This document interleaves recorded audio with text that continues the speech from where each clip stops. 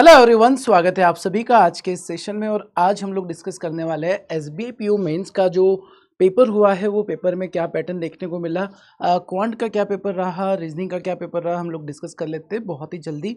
Short में हम लोग डिस्कशन करेंगे, बट पेपर के लेवल की अगर बात की जाए बेटा तो लास्ट ईयर का जैसा पेपर था वैसा ही लेवल है।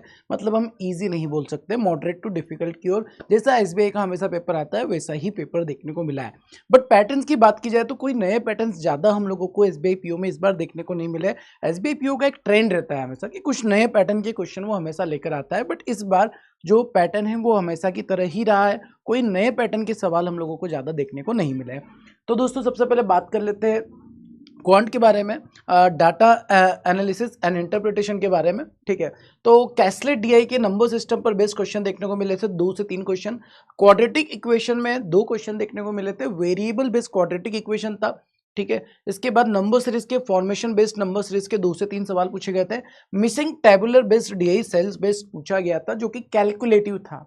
ठीक है, हम लोग देखते हैं कि सर मिसिंग टेबुलर डीआई था तो इजी, ऐसा बिल्कुल भी नहीं था, कैलकुलेशन अच्छा खासा था इसके अंदर। इसके बाद नेक्स्ट बात करें तो bar graph based data interpretation देखने को मिला था। 5 सवाल आपके बार ग्राफ से थे। कंपैरिजन क्वांटिटी का एक क्वेश्चन था, नंबर सीरीज बेस्ड था। ठीक है, इसके बाद वेन डायग्राम पर बेस्ड डीआई था। एवरेज पर एक क्वेश्चन पूछा गया था। बोट एंड स्ट्रीम पर वेरिएबल बेस्ड डीआई था और टाइम एंड वर्क पर variable based, boat and stream का वेरिएबल बेस्ड क्वेश्चन तो टाइम एंड वर्क में वेरिएबल बेस्ड डीआई था। तो ये हमारा क्वांट का पूरा पेपर था। ठीक है, लेवल मैंने जैसा बताया आपको मॉडरेट टू डिफिकल्टी था, मतलब टाइम लग रहा था क्वेश्चंस को बनाने में। रीजनिंग की दोस्तों अगर बात की जाए तो रीजनिंग में डाटा सफिशिएंसी में 3 स्टेटमेंट बेस्ड क्वेश्चन थे जिसके 2 सवाल पूछे गए थे। Coded direction number of question 4 थे और machine input word based number of question 4 थे। क्रिटिकल रीजनिंग के 7 से 8 सवाल पूछे गए थे। Certain linear plus variable puzzle था जिसके नंबर ऑफ क्वेश्चन 4 थे। टाइम स्लॉट पजल था, नंबर ऑफ क्वेश्चन 4 to 5 था। Flight taking off between 4-5 within a 5 minute gap दे रखा था। सर्कुलर अरेंजमेंट बेस्ड क्वेश्चन था, मतलब पजल थी जिसपे आपको 5 क्वेश्चन देखने को मिलते हैं। डायरेक्शन एंड डिस्टेंस के 4 to 5 क्वेश्चन आप लोगों को देखने को मिले थे। अगेन रीजनिंग की भी बात की जाए तो moderate to difficult level reasoning का भी गया था। पेपर में अगर जैसे मैंने आपको बताया ना कि लास्ट ईयर के पेपर की कंपैरिजन किया जाए तो लास्ट ईयर फिर भी कुछ न्यू पैटर्न के क्वेश्चंस देखने को मिले थे, बट इस बार कोई भी ज़्यादा न्यू पैटर्न के क्वेश्चन तो नहीं थे, बट लेवल जो था वैसा ही आप लोगों को क्वांट और रीजनिंग का देखने को मिला है। आगे अब हम लोग बात कर लेते हैं इंग्लिश के बारे में। इंग्लिश का पेपर कैसा था आंचल मैम से जानते हैं। हेलो दोस्तों, फाइनली एसबीआई पीओ मेंस का एग्जामिनेशन हो चुका है 2024-25 का। और इसके साथ हमें खुशखबरी भी मिली है जो कल ही रिलीज हुई है। एसबीआई की नोटिस आई है, एक नोटिफिकेशन तो नहीं कहेंगे, नोटिस आई है कि हम बहुत सारी वैकेंसीज इस साल भी रिलीज करने वाले हैं। बट उससे पहले ये देख लेते हैं एसबीआई पीओ मेंस के एग्जामिनेशन में क्या क्या क्वेश्चंस कितने कितने मार्क्स के और कौन कौन से टॉपिक से आए हैं। तो सबसे पहले आपका रीडिंग कॉम्प्रिहेंशन 18 नंबर का आया है दोनों को मिलाकर।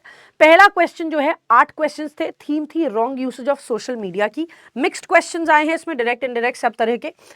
फिर दूसरा जो रीडिंग कॉम्प्रिहेंशन था 10 क्वेश्चंस देखने को मिले हैं। ईओडी थी इसकी थीम और उसके अलावा आपको 10 एक फिलर का क्वेश्चन मिला है, 2 डायरेक्ट इनडायरेक्ट क्वेश्चन मिले हैं और 2 ट्रू एंड फॉल्स वाले क्वेश्चन मिले हैं। अपार्ट फ्रॉम दैट 3 से 4 सेंटेंस रीअरेंजमेंट के सिंपल पैटर्न के इजी लेवल क्वेश्चंस थे, बहुत ज्यादा डिफिकल्टी नहीं होगी। Apart from that word rearrangement के भी क्वेश्चंस देखने को मिले हैं 3। 5 हाईलाइटेड वर्ड्स के साथ आपको रिप्लेसमेंट करना था, कहां पर कौन सा लगेगा और अरेंजमेंट बतानी थी, BCD AE ऐसा करके। 2 to 3 क्वेश्चंस आपको कॉलम बेस्ड के मिले हैं, वर्ड रिप्लेसमेंट बेस्ड क्वेश्चंस थे। अगेन आपको कराए हुए हैं, एक स्टेटमेंट दिया है उसमें 3 वर्ड्स हाईलाइटेड है, 4 वर्ड्स हाईलाइटेड है। कॉलम 1 में हाईलाइटेड वर्ड्स दिए हैं, कॉलम P में उनका इंप्रूवमेंट दिया हुआ है, वो आपको सिलेक्ट करना है। 3 क्वेश्चन ट्रिपल कॉलम बेस्ड थे।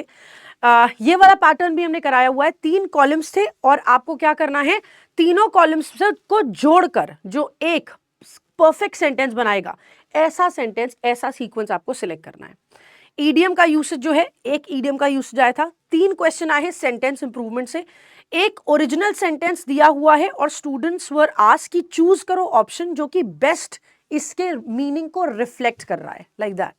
और 5 क्वेश्चन क्लोज टेस्ट के आए, लेकिन थोड़ा ट्विस्टेड फॉर्मेट है। क्या ब्लैंक्स दिए हुए हैं पूरे पैराग्राफ में, 5 फ्रेजल वर्ब्स भी दिए हैं। फ्रेजल वर्ब्स कौन कौन से हैं, जैसे कि took on, bring about, to address, cut down. और ये पूछा गया है कि ये जो फ्रेजल वर्ब्स 5 है ये कौन कौन से ब्लैंक में कहाँ कहाँ पर लगाया जाएगा। तो इस तरह का पैटर्न कुछ देखने को मिला है। हम ये नहीं कहेंगे बहुत ज़्यादा डिफिकल्ट है, बस हाँ कान सीधे ना पकड़ के एकदम घुमा के पकड़ा गया है। सो चीज़ें वही सब कराई गई हैं जो आपने ऑलरेडी करी है, क्वेश्चंस वही सब आए हैं जो आपके पास ऑलरेडी पूछे गए हैं। जस्ट दैट कि हमें थोड़ा सा ध्यान और देना पड़ेगा, क्योंकि मेंस लेवल के क्वेश्चन में आपकी नॉलेज टेस्ट होती है और आपका प्रेजेंस ऑफ माइंड चेक होता है। तो उसको जितना अच्छे से यूटिलाइज कर सकते हो वो कर सकते हो। उसके अलावा पेपर देखकर भी पता चल रहा है कि बहुत ज़्यादा डिफिकल्ट कोई पैटर्न नहीं है। ठीक है, सो अपनी तैयारी पूरी रखिए, क्योंकि एसबीआई पीओ की और क्लर्क की इस साल की नोटिफिकेशन बहुत जल्दी और बहुत सारी आने वाली है। तो नोटिफिकेशन आने से पहले हम अपने आप को तैयार कर ले। इसके लिए आपके लिए ज़रूरी है दैट यू बी प्रिपेयर्ड। तो शाम को 6 बजे वाला सेशन ज़रूर ज्वाइन करें। Thank you so much.